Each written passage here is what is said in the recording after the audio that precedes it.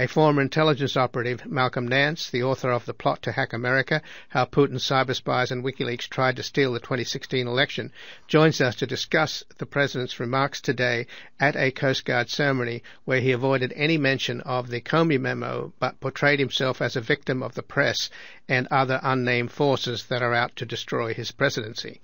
We will assess the gathering storm engulfing a chaotic presidency and how long the few adults like General McMaster and General Mattis will allow themselves to be used as props, making excuses for a commander-in-chief who increasingly is making it obvious that he is dangerously out of his depth.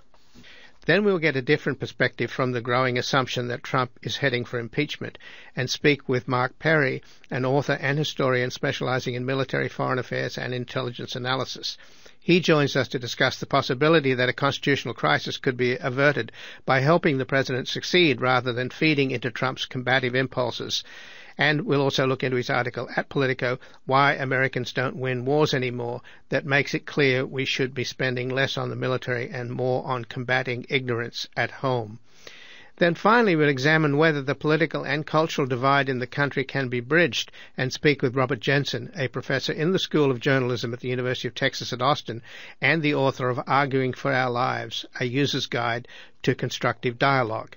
He joins us from a blue island in a deeply red state, and we will discuss how the information that the mainstream media reveals daily about Trump's disastrous presidency does not penetrate the Fox-Sinclair megachurch bubble that Trump's supporters inhabit. And joining us now is Malcolm Nance, a globally recognized counterterrorism expert and intelligence community member who has been deployed to intelligence operations in the Balkans, Middle East, and Sub-Saharan Africa. He's the author of An End to Al-Qaeda, The Terrorists of Iraq, Defeating ISIS, Who They Are, How They Fight, What They Believe, and his latest book is The Plot to Hack America, How Putin's Cyber Spies and WikiLeaks Tried to Steal the 2016 Elections. Welcome to Background Briefing, Malcolm Nance. It's my pleasure to be here. Well, thank you, Malcolm. And it's pretty hard to keep up with Donald Trump. I did a program yesterday with Ali Soufan talking about what is alleged to have happened in the Oval Office with the Russian Foreign Minister and Kislyak, the top Russian spy, the ambassador. And under normal circumstances, that would be a very current, relevant interview. And and lo and behold, Malcolm, today the same thing almost happened to us. Here we're just learning now that Deputy Attorney General Rod Rosenstein has appointed former FBI Director Robert Mueller to serve as a special prosecutor to oversee the investigation into the Russian influence in the 2016 presidential election. So, it's really hard to keep up with Trump. I know. I'd really just like one day off if it wasn't just from the Twitter, just from the news itself. But as we're seeing here with this late news, with the Deputy Attorney General now has directly injected himself into this, and he is now going to see that a career FBI man, Robert Mueller, is going to now find out what is going on in this case with the President of the United States, with the FBI, and all other actions related to Donald Trump's comment the other day where we had the impression that there was an obstruction of justice. This is now serious. We are at Watergate-level scandal at this point. And Donald Trump's legacy in the first, I believe we're at 117, 118 days, is going 9 times faster than Richard Nixon's. And you're on MSNBC all the time trying to keep up with this stuff. So what's your sense of this runaway train? Well, it's exactly that. It's a runaway train. You have a president of the United States who thinks that, he's Ray Liotta and Joe Pesci combined from the movie Goodfellas, who thinks that he can run the government as he ran a real estate conglomerate, just ordering people about and doing as he sees fit.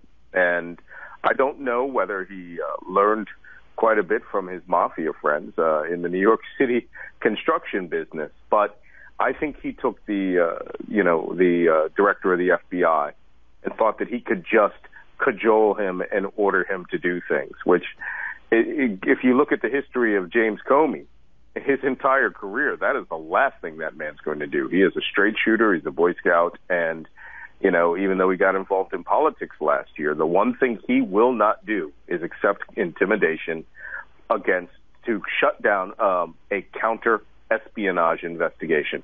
And that is the investigation that Donald Trump wants ended.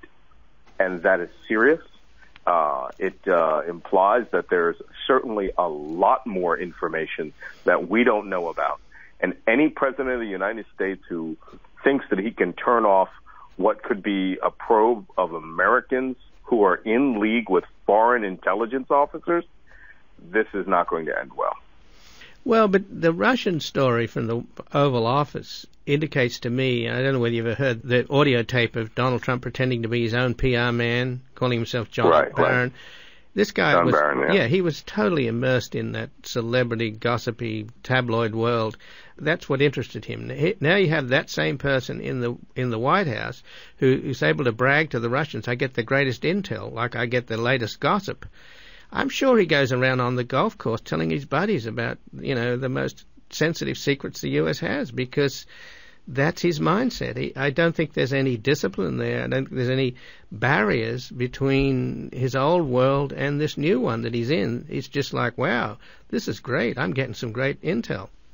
Well, you're right, and I'm certain that he does that. So, some presidents do that. They reveal information to usually senators or congressmen that they need to move on a particular piece of legislation. But a new word has been introduced into our vocabulary with Donald Trump with regards to management and operation of the government, and that's guardrails. And Donald Trump appears to have no guardrails. He is constantly going over the cliff, and it appears that his staff are always surprised. There is no check or balance for him, even, outside of his own, inability to Twitter at any particular time. So he disregards all norms of the United States government, and he seems to have a contempt for how America has been run, or he has a ignorance that is so deep and so profound that he doesn't care. And I suspect that he's lived his whole life like that. Well, today, before the Coast Guard graduates at the Coast Guard Academy in Connecticut, he basically took the tack, which is definitely working with his base, and that is that the press is out to get me in the deep state. He didn't mention the deep state by name, but he implied that but I'm going to stand up. I'm not going to let them win. And, I think it would be very dangerous in many ways, because that narrative works with his people. They think, he's the savior, and that the liberal elite did him in. All you have to do is watch Fox News. That's their message. That it's not that Trump's incompetent, that he's prevented from doing what he wants to do and what we want him to do by this amorphous thing in Washington, whatever they call it. The deep state or the liberal establishment or the liberal elite or whatever. So that's what worries me, because I think that Comey's got Trump by the cojones, I guess I can use that word without the FCC coming down on me. The fact is that I think that Comey has far more memos than the one that has just been leaked through the New York Times. And my sense is that these memos are probably increasingly incriminating and more explosive, and that we could have a drip, drip, drip, because Trump has declared war on Comey. He's called him a showboater, etc., and fired him, and I think that we're in for a rocky road. What's your interpretation of where we stand? Well, I agree with you 100%, and I believe that Comey's memo was most likely the least explosive of all of them, and a shot across Trump's bow to let him know that these documents exist. And you might recall that Trump claimed that he had tape recordings, or hinted that Comey should be careful that he didn't have recordings of these things. Well, that would be awesome right now, and it would certainly tell us who is telling the truth. But Trump has bluffed and played this game throughout his entire career, and he is just not understanding the playing field that he's on. This is not like trying to hustle some lower district court judge or some deputy assistant district attorney in southern Manhattan. This is where he is going to meet the wall, and he believes that he has total and utter impunity to do whatever he wants. He hinted in one of the conversations that maybe we should start arresting journalists. as if it was a true possibility, not that it was some wild fantasy that no one should entertain.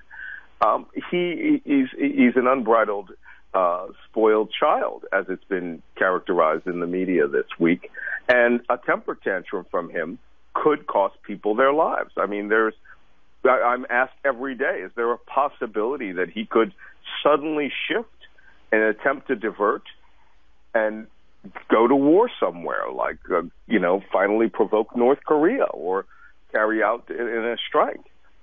It's also been said to me that he views everything through the prism of his own personal ego. There is nothing that he is satisfying for his family, for his friends, not even money.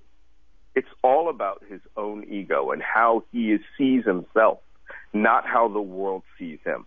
He lives in a bubble. So, there is always that possibility, and it's terrible to think of it, that he could decide, and he has hinted that, atomic weapons are viable tools, and he would want to be the first person to use one since Harry Truman.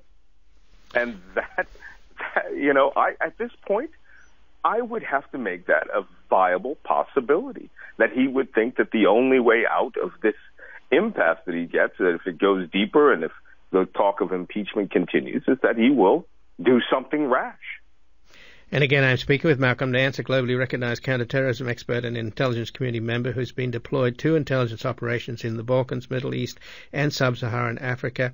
His latest book is The Plot to Hack America, How Putin, Cyber Spies, and WikiLeaks Tried to Steal the 2016 Election.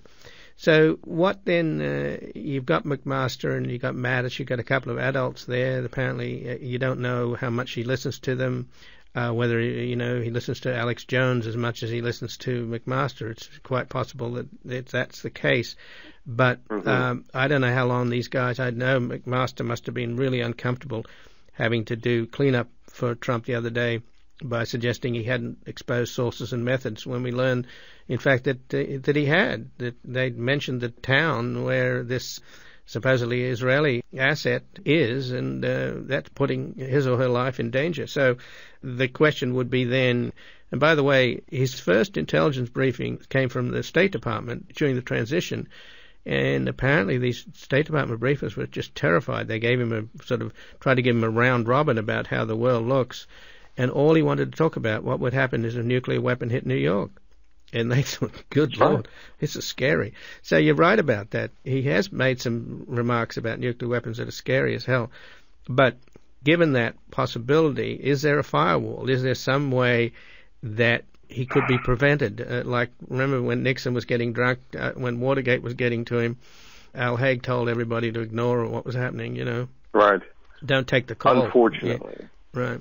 Yeah, unfortunately, during one part of my career, I worked I pulled temporary duty at a national nuclear command post, built into the side of a mountain, a mile deep, and where they have a continuity of government facility, which shows, the House on one side, the Senate on the other side, President in a big atrium, and they run a full-scale simulated atomic attack on the United States for all newcomers, just to show you how crazy it gets, and for you to realize that there's nothing outside of the building, of the mountain that you're in. And you immediately become an ardent anti-nuke. Every military person was anti-nuke. For people who don't know it or understand it, it's almost like a very, very big firecracker. Donald Trump has the entire resources of the United States government at his fingertips. He could ask the people from Los Alamos to come in to explain it. Any number of experts at the Pentagon or the Department of Energy, which is now, led by, the former governor of Texas, Perry, and to explain and show him just what would happen. But that's not how he thinks. He thinks like a 5-year-old, and his worldview is wrapped up in the immediate moment. There's that effect of when an object is, blocked from in front of a baby, that it disappears from their universe. And I think Trump is a poorly developed person, and outside of his own person, his own ego, his own whims, and his own desires. I don't believe that he has anyone's interest in mind other than the people who elected him into office. And so long as he gets that adulation, I think he'll be relatively manageable. But General McMaster, who has just been horribly discredited and badly damaged, to the point where they trotted him out the other day, and flat out no one accepted what he said as true, because he is now tied at the hip with Donald Trump. And so long as it comes out of Donald Trump's White House, it cannot be believed. But that's the effect of what happens when you have a pathological liar, right? And in the position of commander-in-chief. Right, and all of that decades of credibility that guy's built up. I mean, he's now it's roadkill like Sean Spicer, right? Yeah, and Rob Rosenstein, the Deputy Attorney General. Mm-hmm. So when the minute they acquiesced to a person who is clearly out of his depth, and I believe McMaster is doing this simply because he was an active duty general. He has been ordered, and therefore he is trying to maintain good order and discipline in the ship of state. And I think he believes that he is there to keep the president steady. And as we've also seen in reporting, Donald Trump does not like that. He says he calls McMaster a pain. He doesn't like the idea that he gets more attention to him. And I think he has a contempt for McMaster's actually having an entire life of experience that he never had. And with that, he always has that, so to speak, trump card, which is that he's president and he can order anyone with more experience around. I think that gives him his greatest satisfaction. Right.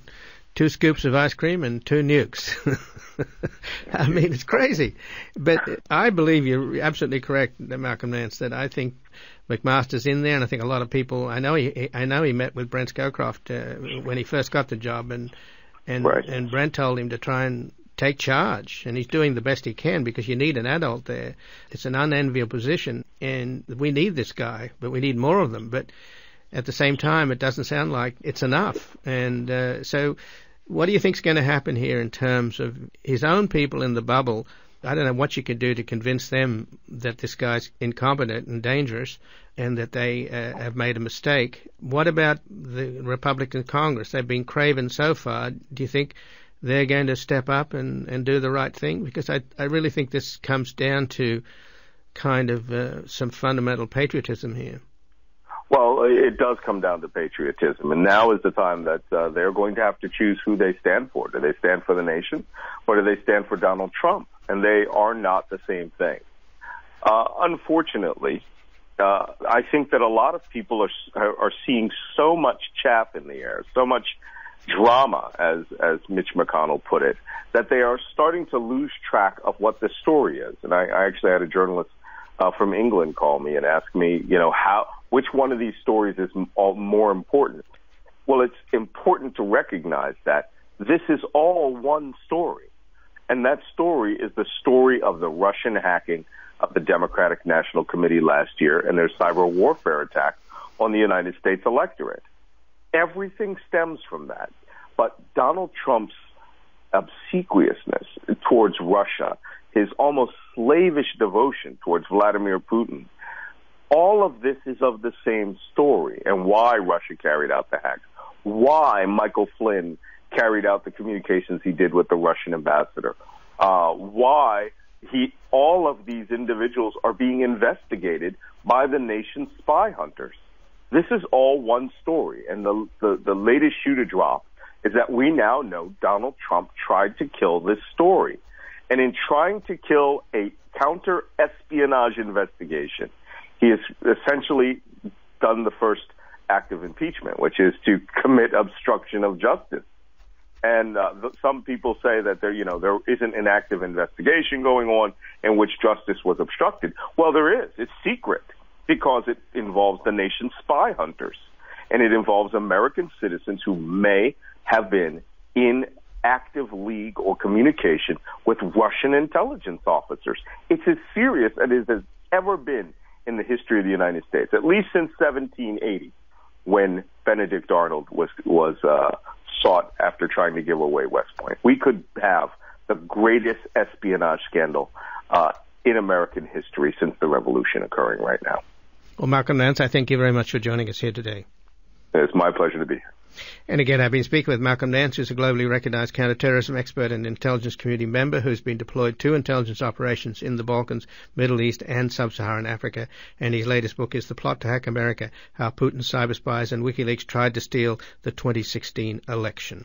We're going to take a brief station break and back with a different perspective on the growing assumption that Trump is heading for impeachment. At KPFK, your vehicle donation helps us continue to provide the quality programming you expect. And donating is easy. We'll take all of your information, pick up the vehicle wherever it's located, and send you the follow-up paperwork, including any IRS documents. Call us now at 877-KPFK-AUTO or donate online at kpfk.org.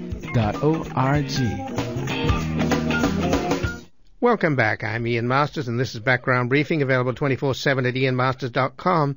And joining us now is Mark Perry, an author and historian specializing in military, foreign affairs, and intelligence analysis. His books include Conceived in Liberty, and his latest book is Talking to Terrorists, Why America Must Engage with Its Enemies. He's the recipient of both the 1995 National Jewish Book Award and the prestigious Project Censored Award. And his most recent article, Politico, is Why Americans Don't Win Wars Anymore. Welcome to Background Briefing, Mark Perry. Good to be here.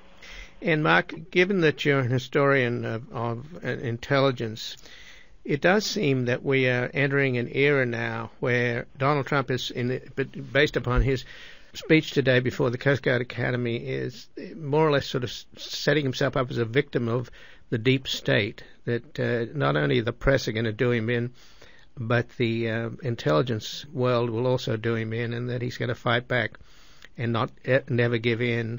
Do you think that there is a war between the White House and the deep state? I'm a skeptic of the whole idea of a deep state. I mean, there's no question that if the president were to tomorrow morning not be president and Congress were not to meet, somehow the government would continue to chug on.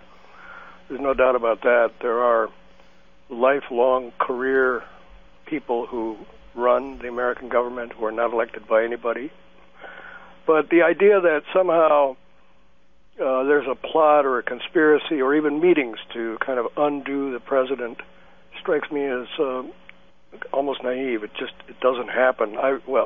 Earlier today when you and I talked, I was thinking through this a little bit, and I noted to myself that when George W. Bush 43, came into office and really imposed a new way of thinking about foreign policy, one that I was not a fan of, the government turned on a dime. The careerists in the State Department and the intelligence agency really shifted to meet the needs and the thinking of the new president. And that can happen now.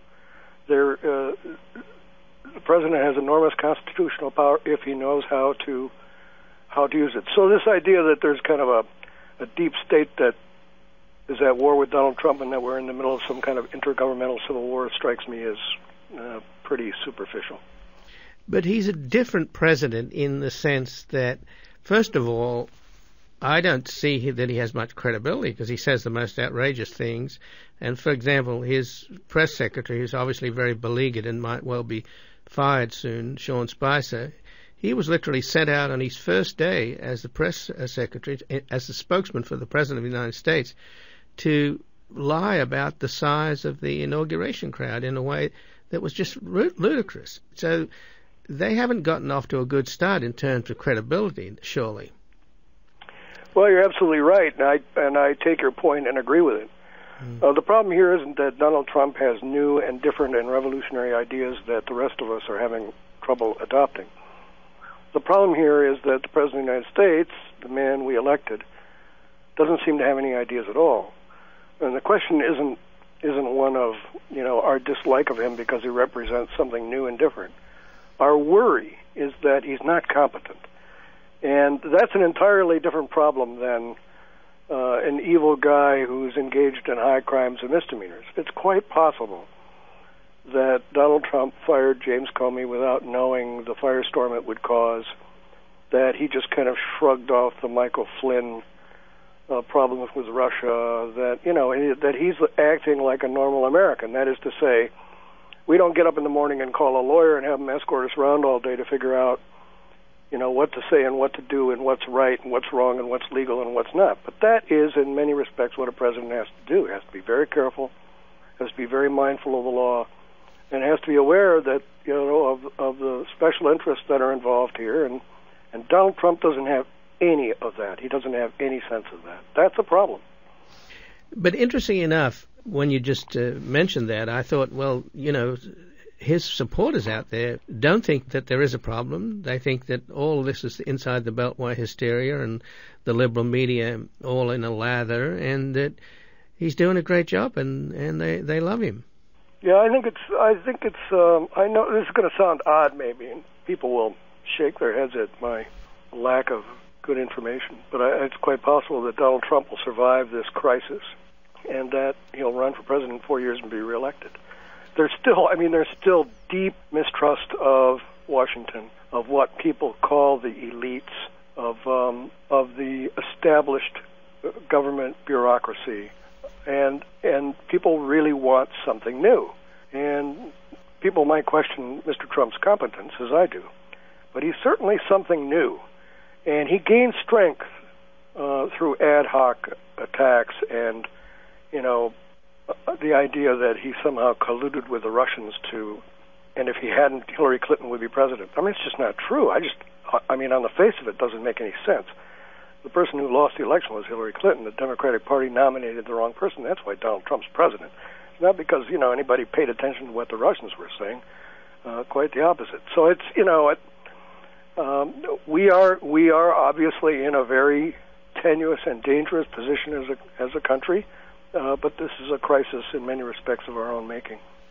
And again, I'm speaking with Mark Perry, who is an author and historian specializing in military, foreign affairs, and intelligence analysis.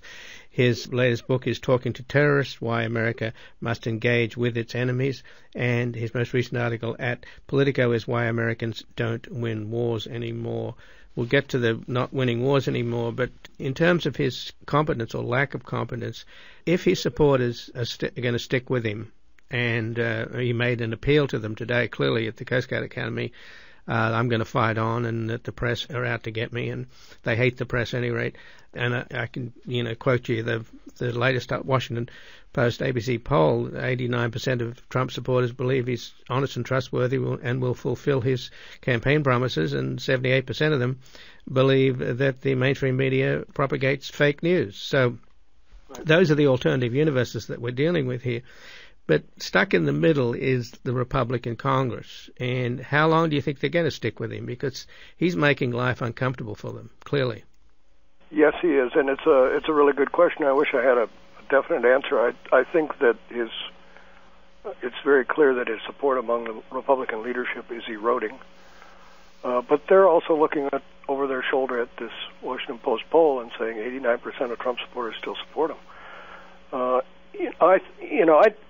I think that maybe we're dealing with larger questions. I think that if Trump were to be forced from office, that would be, people would be very satisfied and relieved that Mike Pence is at least competent, but it would be a disaster for the country. It would absolutely alienate a large section of the populace who thought, well, you can vote for somebody, and if you don't vote for who they want, the deep state or whoever, then they're gone. And the factor of alienating a large portion of the American public is something that I think that we ought to recoil from. Removing Trump from office is not a great idea. Helping him, if that's possible, and is the other alternative, that we have. There aren't many people willing to do that, but there's a lot at stake here, including whether how we answer the question, is the United States now capable of governing itself or not? That's the real question. And the answer that I come up with, watching what's going on, is apparently not. Well, but it seems to be a deeper problem, though. When you talk about Trump not being competent, which is pretty manifestly clear, there's also, and I think you can make the case that John McCain changed our politics by selecting Sarah Palin as his running mate, and she was clearly not competent. But the reason that I think they get support, both Trump and Palin, is that there is a kind of distrust of elites and a distrust of expertise. I mean, that explains these anti-vaxxers, and all of these conspiracies out there, just that are anti-intellectual, anti-science.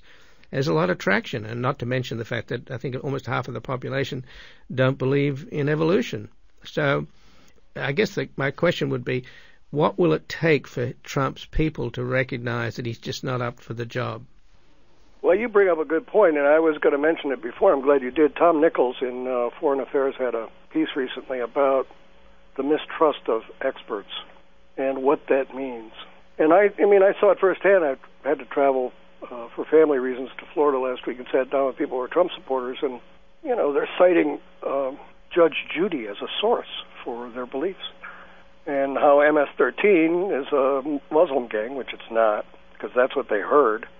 And you kind of scratch your head at this. I mean, this is a huge problem, and family after family across this country have these arguments every night. I'm sure. What are we going to do? What are we going to do about it? And it's going to take a while. We need a. It shows, I think, how our educational system has deteriorated. In the short term, I think the best that we can do, and what I try to do, is to just stand up and say, no, that's not the case. No, and argue it out. But we still have a requirement to listen to people who have different views, and we can't assume that just because New York, Philadelphia, Boston, and L.A. voted for Hillary Clinton that the country is progressive. We don't live in a progressive country. We live in a very conservative country, and we have to embrace that and understand it, and understand that people who support Trump are they might be supporting an incompetent president, but they have a legitimate, incredible point of view. Mistrust of Washington is widespread, and there's good reason for it. And that's clearly why he got elected. I mean, you couldn't have had a candidate that represented the status quo than Hillary Clinton, right?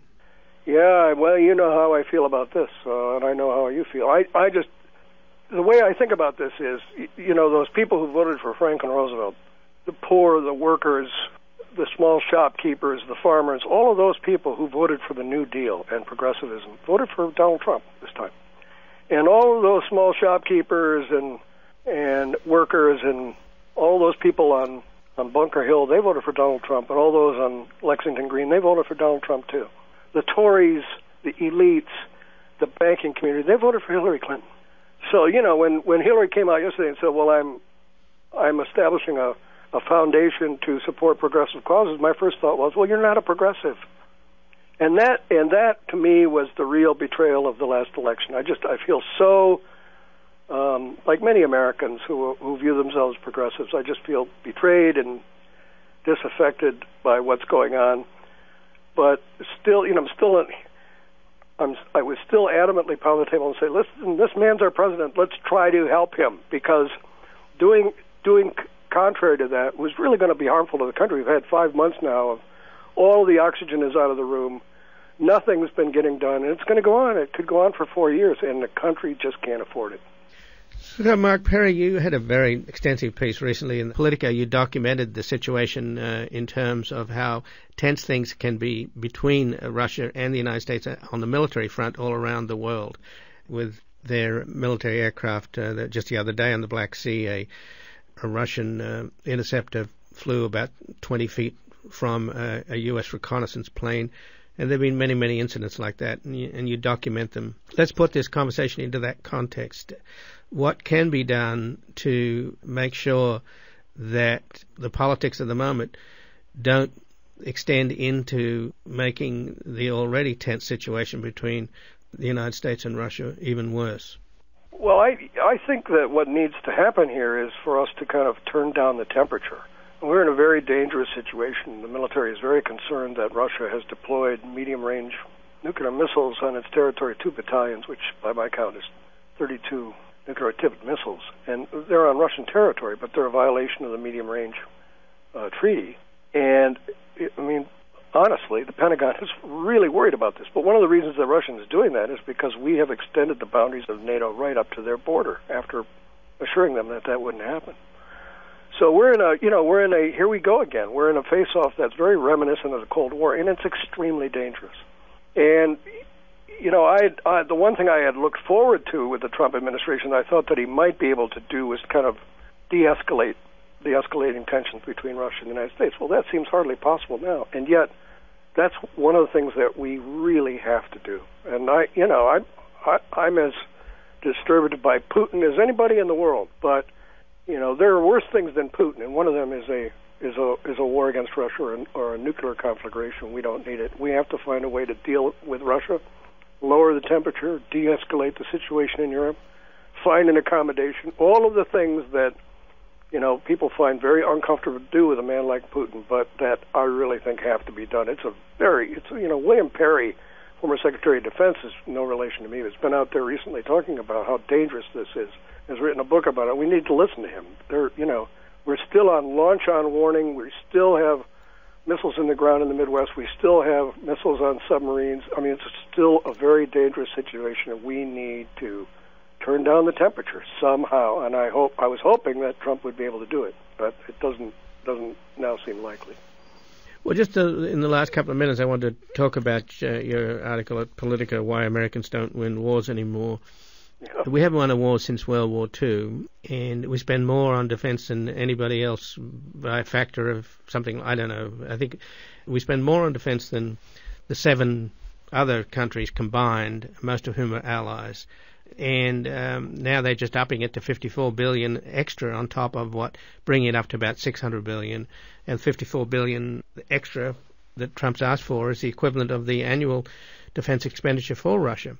So it's an amazing situation that you can keep spending more money but not really be able to even articulate the threat. I mean, we can't even figure out what to call the main enemy, which is these ragtag bunch of guys driving around in pickup trucks in the middle of the desert. You know, are they Islamic State? Are they ISIS? Are they ISIL? I mean, it doesn't seem to matter anymore whether we have an enemy or who the enemy is, and it doesn't seem to matter anymore whether we win wars. Yeah, everything you just said I agree with. I think that in light of our previous discussion about how people question experts and 50% of the people don't buy into evolution, it's irresponsible for the United States to be spending $630 billion on the Pentagon. It's just absolutely irresponsible. They say, well, you know, the more money, the more security. Well, that's not true. In fact, just the opposite might be true. And, you know, ISIS is a problem, but it is not going to gnaw away at the foundations of our civilization, undermine our democratic principles. It's just not. Right. I think that what we're faced with is not winning, but this kind of, good enough that the wars we fight now, so the end state will be, well, it's good enough. You know, we can't win in Afghanistan, but we can leave a stable government there and keep terrorist groups from launching attacks on us, and that's good enough. The same in Iraq and ISIS. Well, it's good enough. But I think that we have to start questioning the premises of whether these kinds of deployments overseas are a good idea to begin with. And having spent $4.75 trillion since 2001, since September 11th, and to not have one, or to not even have left in place a good enough government that would be a help to us, that's a real problem. And I think, I hope that there will be a national debate. There hasn't been. There will be a national debate on whether this money is wasted and what we do, what kind of national strategy we should adopt going forward, because this constant spending on defense just isn't working. Right, and just to finish up, though, it would seem that if you spent maybe a sixth of that, or a tenth of that, $100 billion more on education, you would get over the problems that we talked about earlier, which is obviously the biggest problem we face internally, is that there is no consensus anymore in this country about what is real and what is true. That's right, and I'm sure I do what you do every night. I sit in my chair, I watch the news reports, and I just shake my head. Mm-hmm. And I turn to my wife and I say, well, that's not true, or, well, that's not the whole story, or, well, and it goes on and on and on, Right. And we're in a really, I think that's why this time is so dangerous. It's bad enough that we're threatened by nuclear missiles by Russia when we shouldn't have to be. It's that, there seems to be a kind of a sense among the American people that our national project is unraveling, and we've got to get a grip on this. Well, Mark Perry, I thank you very much for joining us here today. Thanks for having me. And again, I've been speaking with Mark Perry, who's an author and historian specializing in military foreign